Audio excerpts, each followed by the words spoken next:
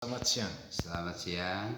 Hari ini tadi Pak Kadis di kantor Kecamatan Langkerembong itu Jumat 21 Maret tahun 2005 ada kegiatan Musrembang Cam. Nah, persis juga itu kegiatan itu dibuka oleh Pak Camat Langkerembong, Pak Gosa Gau. Hadir juga ada beberapa anggota DPRD Kabupaten Manggarai. Kemudian tadi itu Sekretaris Dinas PP Kabupaten Manggarai Pak Emil Dahur ikut dalam kegiatan musrembang itu. Jadi beliau tadi menyampaikan beberapa keluhan terkait dengan angka putus sekolah di Kabupaten Manggarai. Tadi beliau secara gamblang menyatakan Pak Kadis bahwa di Kabupaten Manggarai ini ada 4.000-an anak sekolah yang putus sekolah. Di Langkerembong itu ada seribuan, sekitar 1.400 sekian tadi. Nah, mungkin Pak Kadis bisa memberikan tanggapan karena beberapa anggota DPR tadi, misalnya Pak Rudlehot, tadi kaget juga, Kemudian Pak Silbaeng, Pak Domi Hima, termasuk juga tadi Pak Tersijanggal. Jadi dengan Pak Rikar Madu itu terkejut mereka mendengar informasi ini. Dan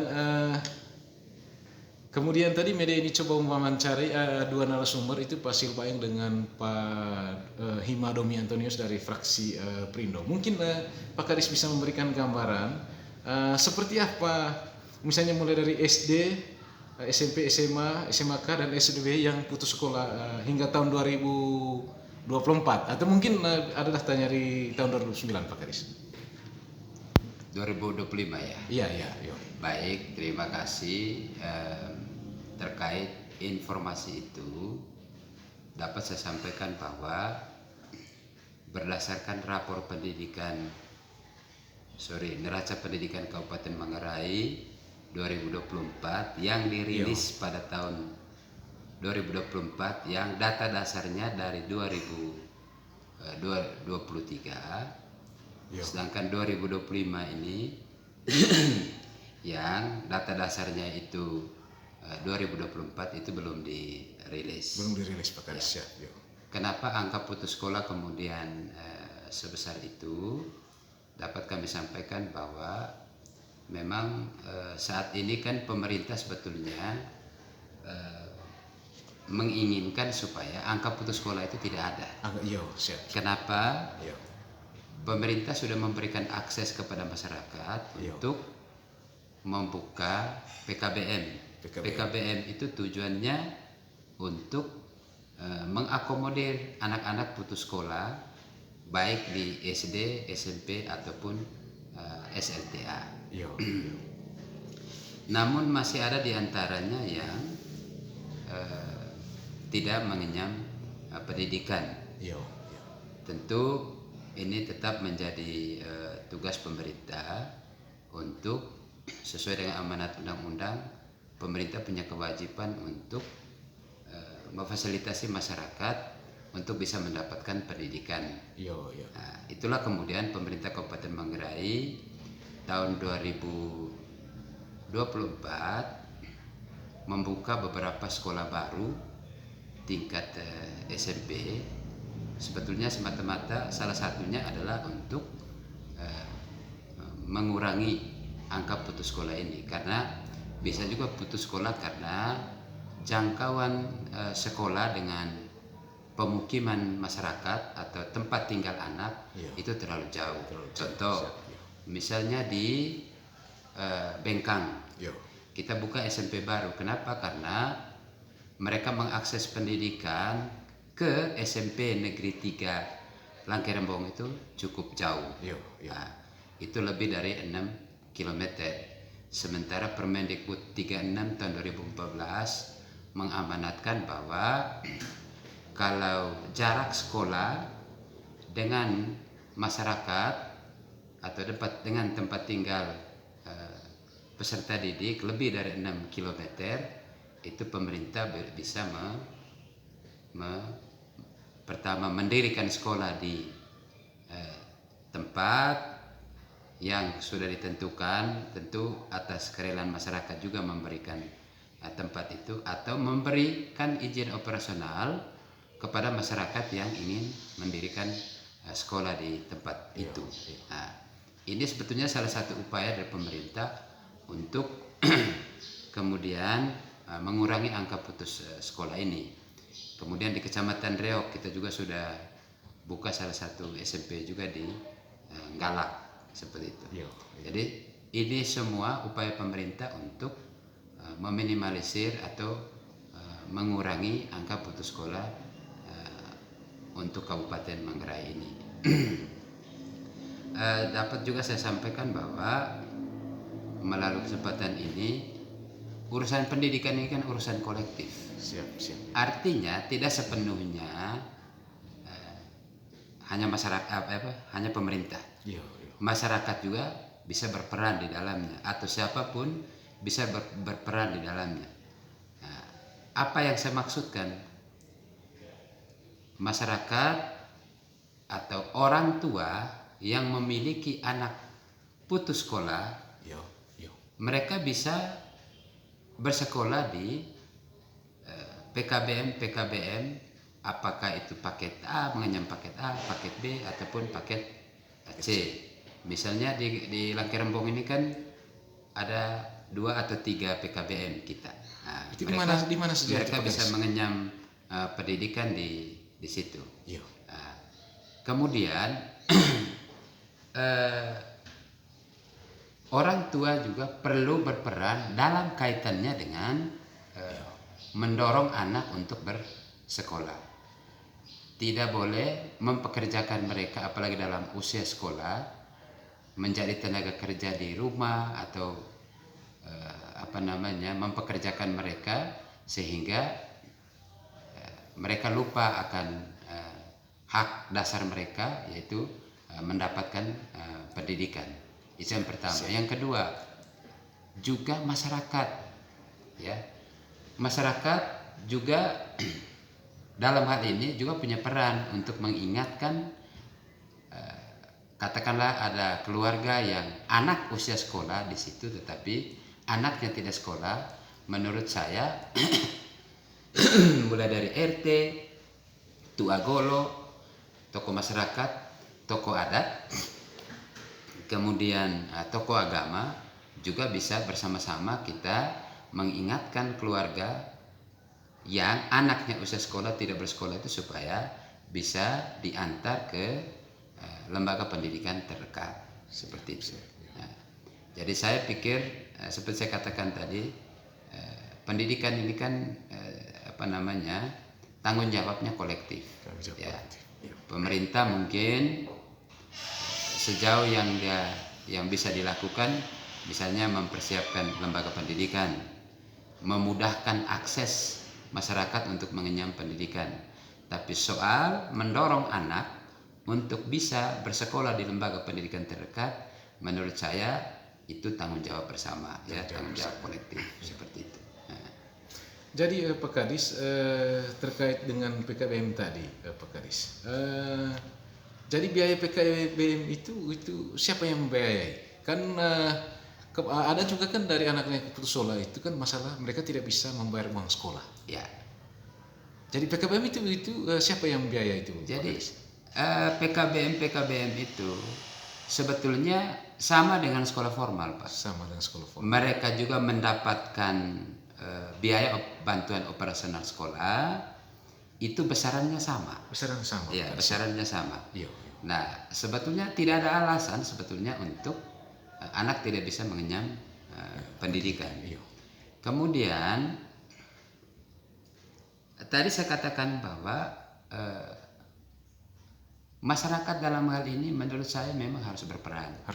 Berperan, terutama mendorong orang tua dari anak yang tidak sekolah itu atau tidak mau sekolah itu supaya bagaimana caranya mendorong dia, memotivasi dia untuk mengenyam pendidikan yang minimal lah, tamat SLTA begitu. Ataupun saat ini kan kita punya Universitas Santo Paulus yang juga dekat dengan kita. Juga punya universitas terbuka yang bisa belajar mandiri di rumah, bisa sambil kerja sambil belajar, ya. Pergi di Kalimantan pun universitas terbuka juga bisa melayani. Menurut saya tidak ada alasan untuk masyarakat tidak bisa mengenyam pendidikan dengan baik. Hanya sekarang ini soal bagaimana kemudian kita berkolaborasi untuk bisa mendorong anak-anak usia sekolah ini bisa mengenyam pendidikan yang lebih baik. Iya, iya. Kemudian Pak Kadis, mereka ini kan Pak Kadis, ya berapa informasi yang diperoleh itu kan karena tidak ada uang untuk biaya sekolah.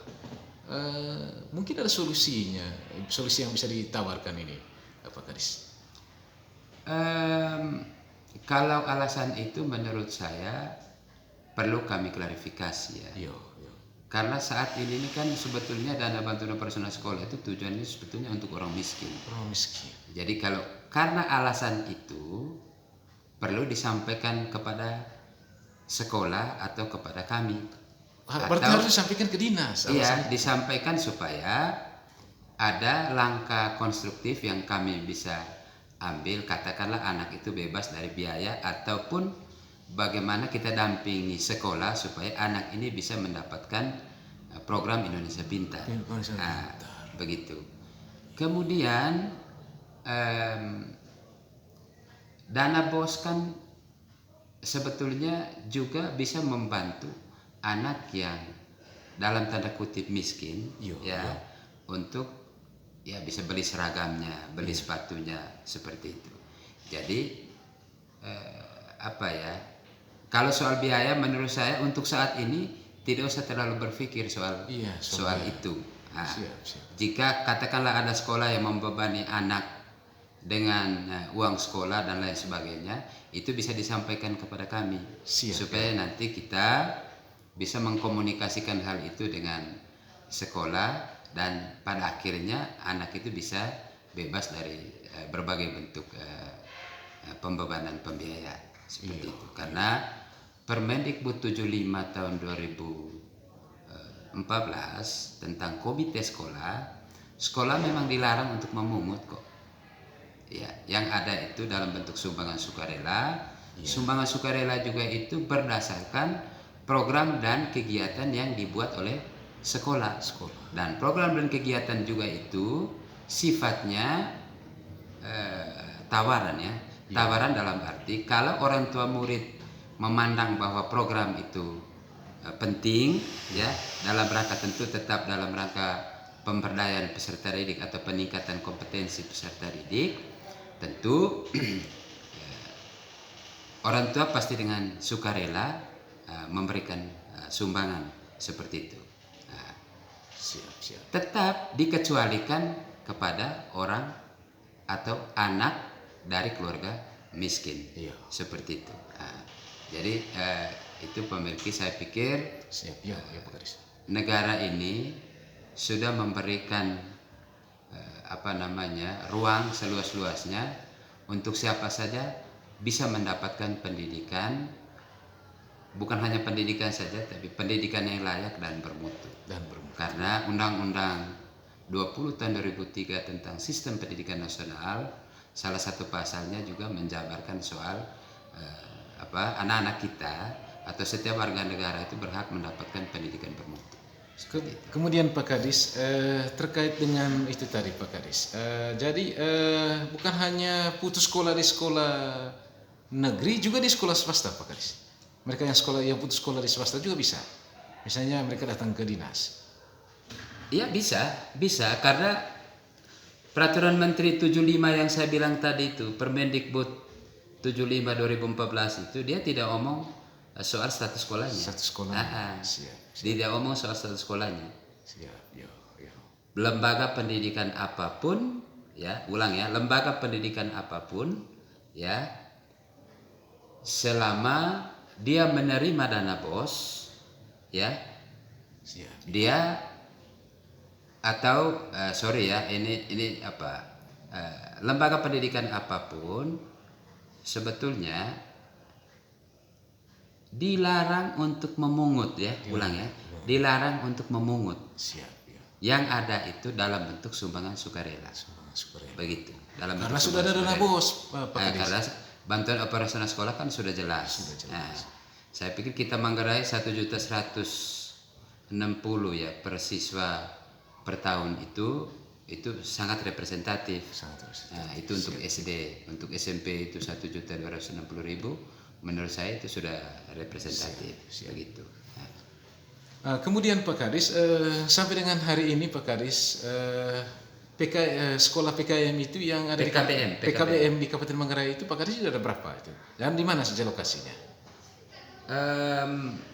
Itu angka pastinya saya belum bisa sampaikan. Iya. Ya,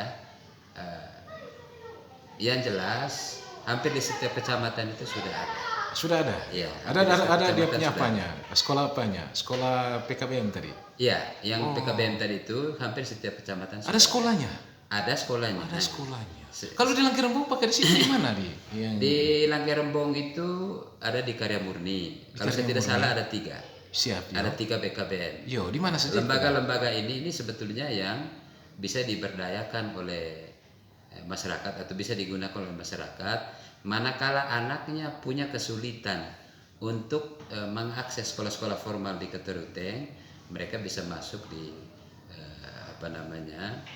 PKBM tadi. Intinya Pak Kadis, orang tua bersama anak itu segera membawa anaknya ke dinas dulu. Ya, artinya bukan membawa anak ke dinas. Ya, melaporkan. Misalnya anaknya miskin. Siap. Tetapi dia tidak sekolah karena kesulitan biaya misalnya siap. karena katakanlah sekolah memungut. Nah, itu laporkan ke kami, Pak. Laporkan. Kami, Pak, dengan melibatkan APH, aparat penegak hukum, kejaksaan, kepolisian, kami sudah sosialisasikan itu kepada semua sekolah. Bahwa dilarang memungut. Yang ada itu dalam bentuk sumbangan sukarela. Terima kasih Pak Kadis. Ini tadi wawancara dengan Bapak Venceslas Sedan, Kepala Dinas PPO Kabupaten Manggarai. Terima kasih atas masukan dan pemikirannya Pak Kadis. Selamat siang. Ya, selamat siang.